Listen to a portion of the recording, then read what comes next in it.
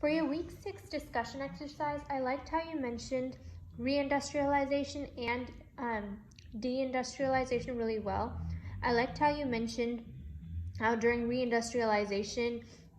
there's usually a deep reduction in labor costs, because that's something I mentioned in my paper as well, and how due to this there's a lot of more like responsive local governments and revitalization of the area's commercial district, which was a really good point that I think you mentioned. And then for your second paragraph, I like how you mentioned how Los Angeles was built by the brick people, and how you talked about the whole company town. And I agree about your impression about how the company towns, how it's a shame that it's like forgotten when it should be remembered and given so much more value.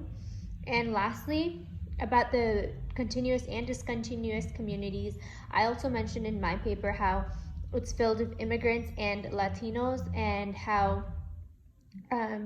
it's different because I didn't mention this, but I like that you mentioned how continuous communities were founded by Latinos while discontinuous communities were not. And